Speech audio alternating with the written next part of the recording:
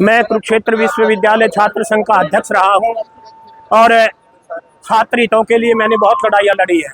हम हिसार जिले से कुरुक्षेत्र विश्वविद्यालय में 2 ही प्रधान बने थे, कॉमरेड पृथ्वी सिंह जी और एक मैं, 2 ही प्रधान बने हिसार जिले से। और जहां तक इन बच्चों की बात है, मैं एक बात स्पष्ट तौर पे यहाँ के जिला प्रशासन को कहना चाहता हूँ, विश्वविद्यालय प्रशासन को कहना चाहता हूँ कि, और ख़ास तौर पे गवर्नर महोदय को, क्योंकि हमारे जो कुलपति हैं, कुलाधिपति हैं, वो गवर्नर हैं और गवर्नर को इन चीज़ों को देखना है कि तुरंत प्रभाव से कुलपति, उप कुलपति से लेके जो नीचे तक का सिस्टम है, जिन्होंने इन बच्चों के साथ कठोर, जिन्होंने लाठियां चार्ज करी हैं जिन लोगों को, उनको बर्खास्त किया जाए। दूसरी बात, मैं एक बात जरूर कहूँगा, अगर विश्वविद्यालय प्रशासन नहीं जागा तो हमें आंदोलन चलाना आता है।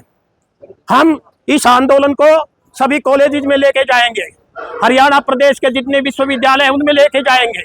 गांव में नुक्कड़ सभाओं के माध्यम से जो छात्र बैठे हैं गांव में, अभी जुलाई में छुट्टियां हैं छात्रों की, इस वजह से आनी अगस्त में या तो ये सरकार इस बात पे ध्यान दे, नहीं तो अगस्त में के महीने में इस आंदोलन को जन आंदोलन बना दिया जाएगा। मैं इतना ही कहना चाहता हूँ। इस प्रदेश के माननीय मुख्यमंत्री से एक निवेदन करना चाहता हूँ। आपने मुझसे कहा था कि आप भी छात्र नेता रहे हो, अगर आप छात्र नेता रहे हो फिर छात्रों पर अत्याचार क्यों हो रहे। मैं यहीं से पढ़ के गए छात्र नेता डॉक्टर संजीव बालियान जी जो मंत्री रहे केंद्र में, उनसे जो भाजपा में है, उनसे अनुरोध करता हूँ, उनसे अपील करता हूँ कि इन बच्चों की मांग को तुरंत प्रभाव से माना जाए, नहीं तो इसके नतीजे सरकार को भुगतने पड़ेंगे। फिर इसमें राजनीतिक लोग भी इंटरफेयर करेंगे। ये बच्चे नहीं चाहते कि कोई राजनीतिक दल इसमें इंटरफेयर करे, लेकिन अगर सरकार ने ध्यान नहीं दिया तो सारे राजनीतिक दलों के नेता भी इस आंदोलन में हिस्सा लेंगे। वीसी साहब का इस्तीफा, उसके बाद हम बाकी चीजें होंगी। कैसे वो बंदा हमारे फेवर में फैसले लेगा सर? जो खुद गाड़ी में बैठा था, आज उस टाइम हमें गाड़ी से कुचलने का काम कर रहा था, हमारे ऊपर गाड़ी चढ़ाई जा रही थी। आपने वीडियो में भी देखा है, गाड़ी हमारे पास रुकी नहीं है, हमारे पैरों के ऊपर से गई है। कैसे वो बंदा हमारे लिए काम करेगा सर? ये सरकार को भी सोचने का विषय है सर कि अगर एक इतना दमनकारी वीसी हमारे बच्चों के ऊपर बैठा है तो बच्चों का भविष्य सेफ नहीं है सर।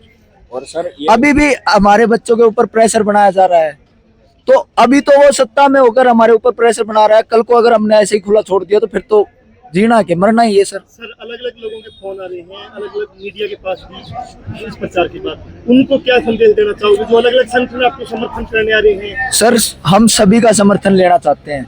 आज पूरा देश अगर यहाँ बैठकर हमारा समर्थन करे ना, हमें कोई ऐतराज नहीं है। छात्रों का मुद्दा है, छात्र लड़ेंगे, अगर छात्रों के साथ हैं सभी यहाँ पर इनवाइटेड है। आंदोलन खत्म हो चुका तो उस पे सर ये तो इनका षड्यंत्र है सर। हम स्पष्ट बता देते हैं, जिस दिन आंदोलन खत्म होगा उस दिन हम ही सभी चेहरे यहाँ पर फिर से प्रेस करेंगे और उसमें हम बताएंगे कि आंदोलन खत्म हुआ है और हमारी ये सारी मांगे मान ली गई है।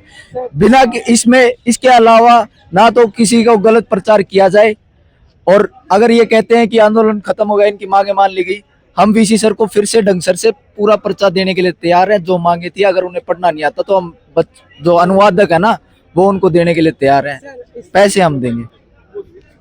इसको ना मैं से 2 लाइनों से खत्म करना चाहूंगा। पहला तो ये है कि स्वामी विवेकानंद ने कहा था कि जब तक आपको अपनी मंजिल मिल ना जाए ना, तो उठो जागो और तब तक ना रुको जब तक आपको मंजिल ना मिल जाए। और प्रशासन को ये कहना चाहूंगा कि अपने अहम का वहम तोड़ दो और छोड़ दो, ठीक है ना, वरना अच्छा नहीं होगा। अब जन सैलाब आएगा और इसे फिर कोई भी रोक ना पाएगा, ठीक है। तो हम सभी से रिक्वेस्ट करते हैं, प्रार्थना करते हैं कि हम आप सभी के बच्चे हैं, कम से कम हमारी शक्लों के अंदर अपने छोटे छोटे बच्चों को पहचानो, जो आज से 4 साल बाद 5 साल बाद यहाँ पढ़ने आएंगे। आप किस माहौल में उन्हें भेजना चाहेंगे? एक डर के माहौल में, जहाँ पे आपको आपकी बात नहीं रख सकते, आप अपने हकों के लिए लड़ नहीं सकते, क्योंकि पता नहीं कब कहाँ से किसके हाथों से आपका दमन हो, किससे कौन और कब लाठियां बरसाए और आपकी हालत क्या होगी, क्या पता आप बच भी पाओगे या नहीं बच पाओगे। हमें दोबारा दीपांशु या चक्षु नहीं बनना है, हमें वही बनना है जो हमारे माँ बाप ने हमें बना के भेजा है, एक भारतीय नागरिक जो स्वतंत्र है अपनी बात को आगे रखने के लिए और प्रखरता से रखने के लिए और अपने हकों के लिए लड़ने के लिए।